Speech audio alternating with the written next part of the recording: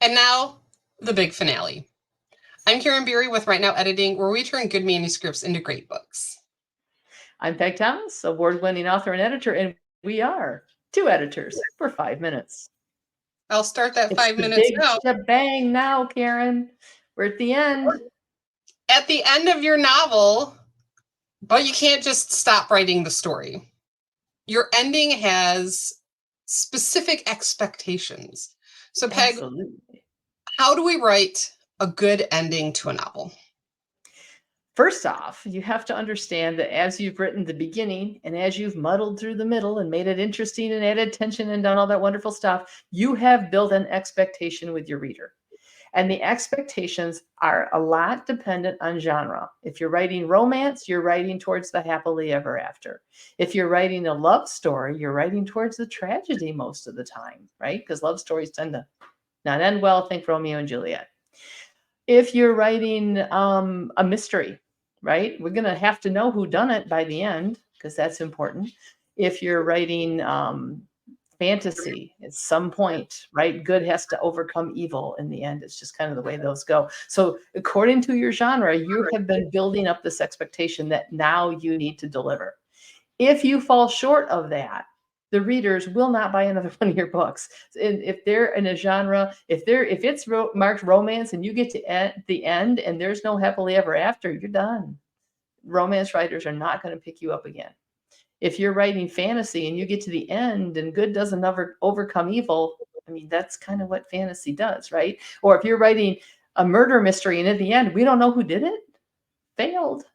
So you have to deliver the promises of the book. And to do that, you have to have the facts, the emotions, and the wrap up all come together to make it happen. The facts of your story have to come to accumulation at the end. The emotions have to come, they're either going to ramp up to the end or they're going to slide into the end, kind of depending on your genre again.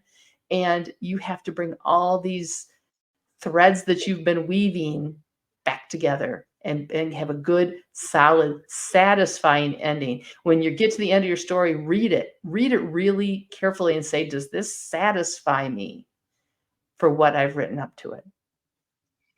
And the satisfying ending doesn't have to be happily ever after. And actually, even within romance, happily ever after doesn't have to happen. There can be what they call now the happily for now, Right. which is not necessarily a wedding or an engagement, but a commitment that a couple is going to pursue the relationship.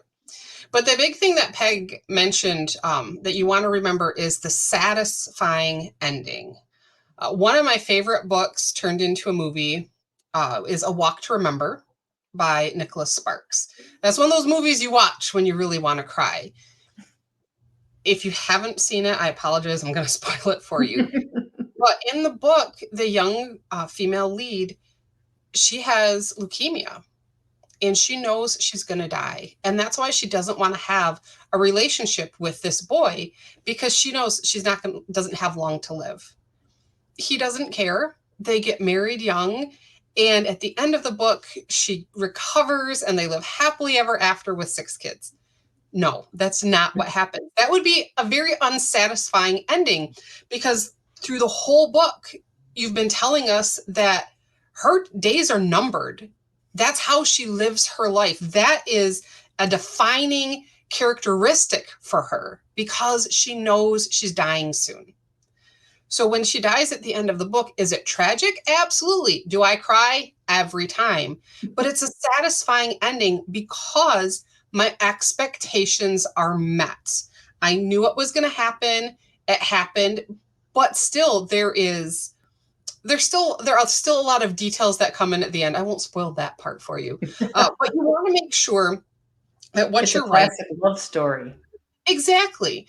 So when you get to the end of your book, you want to wrap up all of the details, but also quickly before we run out of time, even if you're writing in a series, your book has to have an ending.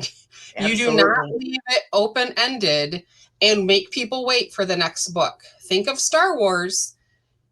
Each movie has its own conclusion, but then there is an overarching story that goes throughout the entire series. Yeah. Please don't leave your readers hanging. I have abandoned more than one series because the book ended with no resolution at all. And at that point, I'm a reader, and I know you're readers as well. The frustration doesn't make it worth it. And that's all the time we have for today. We're gone. We'll see ya. Bye.